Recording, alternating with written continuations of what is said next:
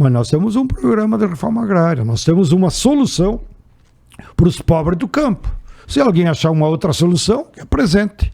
Mas nós não podemos conviver em um país tão rico com tanta pobreza. Com fome. Como é que tu me explica que num país tão rico tem 33 milhões passando fome? Como é que tu explica que num país desse tamanho tem 70 milhões sem trabalho? Sem trabalho formal, sem CLT, sem carteira assinada, sem direito previdenciário? É uma loucura o que estão fazendo com o país. Esse país precisa de um projeto. E olha, a nossa radicalidade é o quê? Para tirar o Brasil do fundo do poço e resolver os problemas sociais, nós temos 3 pilares que nós estamos dizendo para todo mundo. Primeiro, tem que fortalecer o Estado. O Estado tem que ser indutor de investimentos. Senão tu não resolve. Não resolve. Olha o que aconteceu aqui em São Paulo. Eu estive na China agora, todo exibido. O metrô da China, meu Deus, é uma malha com 30, 40 linhas. Todo o povo anda de metrô. Sabe quando eles começaram a construir o metrô deles? Depois do nosso de São Paulo. E construíram. Agora aqui em São Paulo, entrega para a empresa privada, e no meio da obra diz que faltou dinheiro, e não vai aqui. Então, o Estado é fundamental para os investimentos públicos e produtivos. Não é o mercado quer lucro, não quer solução do problema social. Então, o problema social é o Estado que tem que resolver em nome de toda a sociedade. Mas o mercado... Segundo pilar, tem que reindustrializar o país. É a indústria que resolve. Esse bonde já foi, Sted. Esse bonde já foi. Foi porra nenhuma, meu. Que tipo de indústria você tá olha aqui no teu ambiente. Tudo isso é fabricado, meu irmão, por uma indústria. De fato. Entendeu? Agora, se depois vai ser entregue pelo Uber, não me interessa. Agora, se não tem uma fábrica desse licor, não tem o licor. Se não tem uma fábrica desse brinquedo, não tem. Se não tem uma fábrica que invasa água, não tem. Então, a fábrica é fundamental para produzir os bens que a sociedade precisa. Minha camisa, o teu relógio, esse microfone, porra. Então a turma fica iludida aí com esse discurso neoliberal atrasado. Atrasado é o neoliberalismo da década de 90. Eu estou olhando para o futuro. O futuro tem que colocar fábrica. E tô convocando a burguesia. Ô, burguesia, vocês só querem ganhar juros? Mas com uma taxa de juros como essa, não tem nenhum incentivo para começar com nada. Por isso que esse besta, vou repetir, esse besta do presidente do Banco Central, que até tem um nome bonito, por conta do Marechal Castelo Branco, da qual, apesar dos erros que ele cometeu, mas ele assinou o Estatuto da Terra, que nos interessava. É inviável uma taxa de juros como essa, porque inviabiliza o segundo pilar, que é a industrialização. Né? Mas olha se a Fiesp critica a taxa de juros. Então são burros. Por isso que razão tem Reinaldo Azevedo. A nossa burguesia é burra. Só quer viver de juro. E isso tem limite. Tem limite. Então, segundo pilar, reindustrializar a economia brasileira. Terceiro pilar, tem que potencializar uma agricultura, que pode ser no agronegócio, desde que produza alimento para o povo brasileiro. Porque é uma ilusão da burguesia achar que o agronegócio exportador de commodities é o futuro. Isso é o atraso. Isso é lá do século da colônia. Eu vou te dar um exemplo só. Com isso eu tendo a concordar. Eu vou te dar um exemplo. Exportações de carne bovina do meu amigo Joésio Batista, na qual nós fizemos várias conversas porque nós queríamos vender leite para ele. Exportações de carne bovina do Brasil. Cantada em verso e prosa. É o que sustenta o Brasil. O valor das exportações de carne bovina do Brasil, que ocupa aqueles 160 milhões de hectares, que não dá emprego para ninguém, a não ser o frigorífico, é o mesmo valor das exportações da Embraer, com 13 mil operários aqui em São José. Então você, como influencer... Sou influencer não, sou desinfluencer.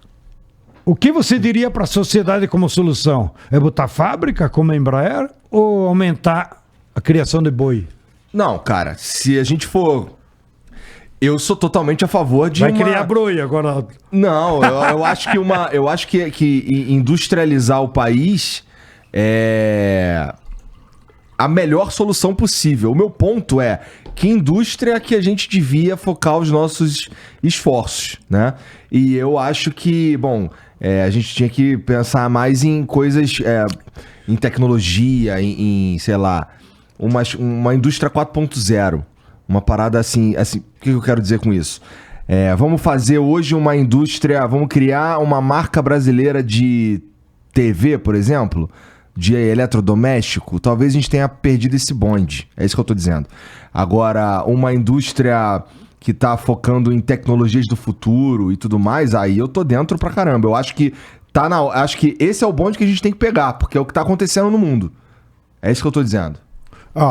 Eu concordo em parte contigo. Esse projeto de reindustrializar o país tem que ser amplo. Então, claro, tu tem que ter uma indústria de ponta para ter força e competir. Mas as necessidades do nosso povo são tão grandes que falta aqui no meio um monte de indústria. Falta 14 milhões de casas. Tu tem que ter fábrica de vidro, fábrica de abertura, luz elétrica para 14 milhões, meu irmão.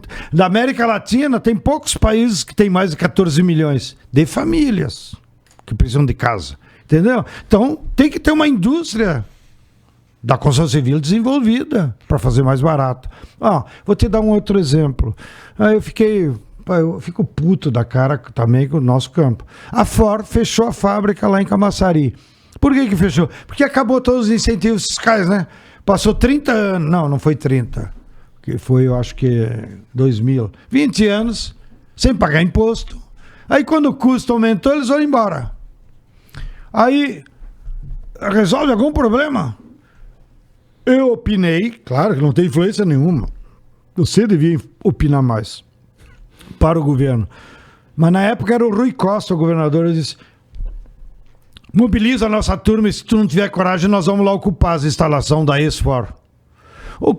Para que o governo tivesse uma inserção. Chama o chinês e vamos fazer o ônibus elétrico. Entendeu? A população precisa de transporte público barato. O ônibus elétrico é baratíssimo, não polui, sustentável. E nós estamos lá, uma fábrica fechada. Bom, agora com o novo governo Jerônimo, ele foi comigo, estava lá na China, eles fizeram acordo, parece que vai viabilizar uma fábrica de ônibus elétricos e de carros também. Bom, isso aí não é uma tecnologia rara. Nós poderia ter uma fábrica nossa, não precisa chamar o chinês, porque no fundo o ônibus elétrico é aquela bateria de lítio, nós podemos comprar dos bolivianos. Entendeu? Então não é uma tecnologia de ponta, tanto de ponta. O de ponta é o 6G, que já estão fazendo lá na China. Aí é difícil competir com eles. Então tem demanda para tudo aqui no Brasil. Se o princípio seja esse, vamos botar indústria que resolva problema. Não é para ganhar dinheiro. Também vamos ganhar dinheiro, porque a indústria gera valor agregado. Então todo mundo se beneficia de uma indústria. O dono, o acionista, o operário que vai ter um emprego bom, né, com direitos, o consumidor que vai ter produto aqui no Brasil, não precisa importar, né? Agora olha a situação, vou te dando vários exemplos. Os frigoríficos da JBS matam o boi, praticamente não é uma indústria. Matam o boi, esquartejam ele, separam o couro e vendem a carne para a China. Sem nenhum processo de industrialização. Por que nós não podemos vender carne industrializada? Para a mesma China. Não, vai a metade do boi. Aí olha a ignorância. Aí o couro, o que a JBS faz? Passa pelo curtume e exporta para a China. O couro do boi. Estamos exportando couro para a China. E o cara que compra na China depois bota lá na internet por aquele, não sei como é que é o nome dos vendedores deles, da Amazon deles lá, e vende o tênis deles para cá, pela internet. O tênis aquele é de couro de boi brasileiro. Você acha que tem alguma lógica isso? Você acha que nós não sabemos fazer tênis? Entendeu? Lá no meu Rio Grande tá cheio de fábrica de tênis. Aqui em Franca tá cheio. Então, nós precisamos que o Estado induza. É proibido exportar couro, porra. E vamos fazer tênis pra moçada. Mas aumenta o tamanho da fábrica para ela ficar mais barata. Outro exemplo, que é culpa do Ricardo Salles quando ele estava no Ministério quando ele disse aquela frase: vamos passar a boiada. Ele passou mesmo. Aumentou muito a exportação de madeira da Amazônia, ilegal inclusive, porque tiravam de área indígena, tiravam de reserva. E vendiam a madeira em tora, que ia para os Estados Unidos e para a Europa. Ninguém faz isso no mundo. Só os madeireiros estúpidos, burros do Brasil causam um problema ambiental e tu dá de graça uma tora. Mas pelo menos serre, faça um caibro, venda serragem. Olha que madeira bonita tu tem aqui, entendeu? Então... Feita no Brasil, ó. Feita no Brasil. Então, o Estado, né, que entra aí, tá proibido exportar tora. Se você quiser, então exporta a lâmina. Né? As fábricas do Maluf aqui fazem essa lâmina, o Catex, né, Duratex. Né? Então vendem um valor agregado que passa por uma indústria. Então esse é o sentido. No alimento é a mesma coisa. Se o governo não induzir, não der incentivo para produzir alimento, vai continuar os 30 milhões passando fome. Eu tô entendendo o que tu tá dizendo, mas... Putz, eu não sei se eu sou a favor do Estado proibir alguém de vender o que ele quiser vender. É um bem na natureza, porra. Eu acho que a gente poderia, por outro lado, incentivar que fique aqui, seja vantajoso o cara fazer aqui, sem ter que proibir ele de exportar sem... É muito light, meu. Tem certas coisas que tu não proíbe, entendeu? Mas concordo contigo.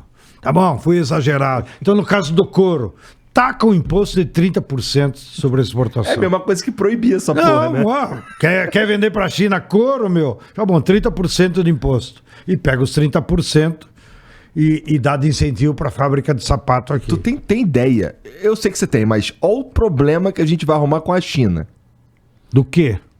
Agora não vai vender couro pra vocês. Foda-se a China. Eles que inventem um outro jeito de fazer... Sensacional. Outro jeito de fazer tênis. Vamos ensinar o chinês a andar de Havaiana? Boa. E aí compra de nós a Havaiana. E compra de nós a Havaiana mais adiante. Agora, já que estamos falando na China, então vamos exibir aqui, porque eu fui na comitiva do Lula, que gerou toda aquela polêmica besta. E eu fiquei lá mais 10 dias. Porque nós tínhamos acordos através da Universidade da Agricultura da China. Qual é a nossa motivação como... Não é nem como MST, como brasileiros. Nós queremos propor aos chineses... Os chineses são os maiores produtores mundiais de máquina agrícola para camponês. Aqui no Brasil tem 8 fábricas de tratores. Na China tem 8.000. Entendeu a diferença? Cada município da China tem uma fábrica de trator. O trator não anda de caminhão como aqui, que tu vê nas estradas. O trator sai da fábrica e vai lá para a cooperativa. Vai lá direto para o agricultor, porque tudo é perto. O filho do camponês trabalha na fábrica de trator. Então conhece também. Então há uma interrelação. Então, mas o principal é que os chineses desenvolveram toda uma indústria de máquina agrícola voltada para pequeno agricultor. A indústria brasileira de máquina agrícola é tudo de multinacional, 90%. Só uma fabriqueta lá, que inclusive é parente meu lá em Caxias. E outras mais de implementos. Mas fábrica mesmo de máquina é 90% transnacional. Aí elas só fazem máquina grande para o agronegócio. Né? É tudo fábrica, máquina do tamanho de uma casa. Até porque o pequeno não tem nem grana para comprar. Não tem nem grana. Então... Eu vou te dar um exemplo. Nós somos o maior produtor da América Latina de arroz orgânico. A próxima colheita nós vamos te convidar para ti ir lá. Uma máquina que colhe o nosso arroz custa R$1 milhão.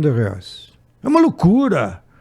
A cooperativa é que compra, né? Porque senão ninguém tem dinheiro. E daí vai colhendo arroz para todo mundo e trabalha 2 meses, porque depois para. Aí depois tem que guardar no galpão e tratar ela melhor que a tua gata aí embaixo. Porque se ela estragar, tu tá fudido. É R$1 milhão, meu irmão. Né? Ela tem que durar 30 anos, entendeu? Agora eu vi lá na China, máquina colheitadeira de arroz, que é do tamanho de uma Kombi. Que sou apaixonado por Kombi, sempre tive Kombi. Puta, eu fiquei assim, embasbacado. Não acredito. Vi ela funcionando, ela colhe arroz, é o tamanho de uma Kombi, e sai lá no fundo, na bunda dela, vamos dizer assim, o saco do arroz já amarrado. Entendeu? Claro, tá ainda em grão, como sai da lavoura. por que nós não temos essas fábricas aqui? Porque a burguesia daqui é tudo Massey Ferguson, New Holland, Fiat. Eles só querem lucro com grande. Eles não pensam o desenvolvimento do país. E é isso que nós temos que tornar em pauta. Vamos fazer indústria que desenvolva o país, que dê emprego, não é só um problema de lucro. Bom, então a nossa parceria com os chineses é o seguinte, chinesada, né, na conversa de bar. Nós precisamos de máquina agrícola, para pequena, vocês sabem fazer. Agora, nós não vamos comprar de vocês, não vamos trocar por couro. Entendeu? Nós não queremos comércio. Nós queremos que vocês vão lá ensinar nós a fabricar. Vocês topam? Topamos. Olha, então o chinês também não é burro. Ao contrário, né? Por isso que eles são uma potência mundial. Mas eu digo, não é egoísta, eu usei a palavra errada. O chinês não é egoísta. Que às vezes nós também temos uma visão que o chinês é só comerciante. Não, lá tem direção. Mas eu tenho certeza que tem um interesse aí também em alguma coisa. Claro que tem interesse. Eles não vão perder dinheiro. Claro. Mas a propósito que nós fizemos para eles, eles toparam. Vamos montar a fábrica no Brasil? Joint Venture, 50-50. Tu que gosta de inglês aí. Não viu que chique? Gostei 50, de ver. 50% de brasileiro, 50% do chinês. Eles trazem a tecnologia. Como é que faz a Kombi de colher arroz? Eles sabem fazer. Então traz as máquinas de fazer a Kombi. Nós entramos como sócio. Nós que eu digo quem? A burguesia. Então, nós já estamos em conversa com a Bimac. Já teve 2 reuniões lá em Brasília, articuladas pelo governo. Pessoal, vocês que são aí dos burgueses da fábrica de máquinas, vocês entram em sócio? Vamos pensar, tal, aquelas conversas de industrial, né? Mas nós queremos que eles assumam. Bom, em alguns estados, como o Nordeste tem 70% dos camponeses do Brasil.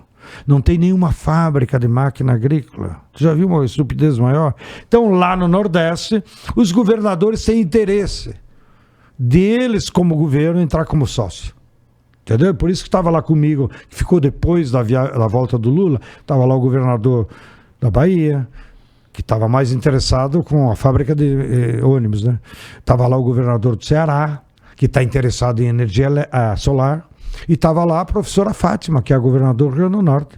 A professora Fátima disse, eu já estou sabendo qual é o distrito industrial onde vamos botar essa fábrica. E botar fábrica de máquina pequena. Então nós estamos nessa pegada.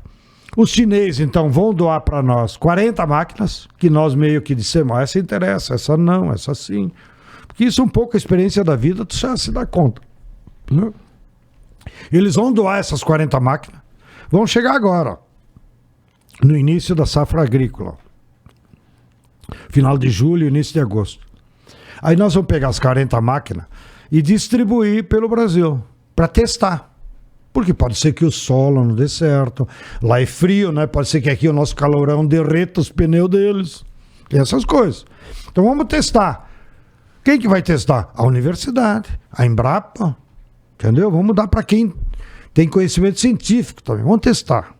Vamos ter uma safra, 6 meses para testar. Aí nós vamos chegar com a conclusão. Esse tratorzinho aqui é porreta. Essa colheitadeira do tamanho da Kombi é porreta. Aí vamos tentar montar fábrica. Aqui no Brasil, em sociedade com eles. Eles entram com a tecnologia, nós entramos com a mão de obra e assim vamos assimilando. As peças eles vão ter que comprar aqui. Então, tu imagina uma fábrica de colheitadeira, não é só a tecnologia chinesa. Eles vão dizer, eu preciso de pneu, eu preciso do motor, eu preciso... Tudo vai comprar no Brasil. Então, vai ativar a indústria em função das máquinas agrícolas. Isso que eu fui fazer lá. Entendi. E, pô, assim, o momento, em que momento tu acha que tá o MST, assim? Quais são os próximos, o que tem para fazer aí agora que tá rolando agora? Bom, nós atualizamos nosso programa. Como eu te comentei antes, até inspirado no Estatuto da Terra. Dá meu celular, por favor. O movimento tinha uma visão ingênua da agricultura. Não, estou fazendo uma avaliação autocrítica, porque é assim a vida.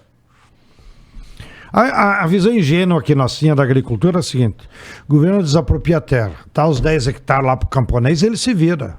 E vai sair da pobreza, 10 filhos, e vai lá. Ao passar dos anos, nós se damos conta, não sai da pobreza, só tendo terra. E não adianta fazer mais filho. Então nós estamos atualizando o nosso programa. A cada experiência nós estamos compreendendo, opa, para sair da pobreza, para ajudar o povo. E agora nós chegamos a uma elaboração teórica que nós chamamos reforma agrária popular.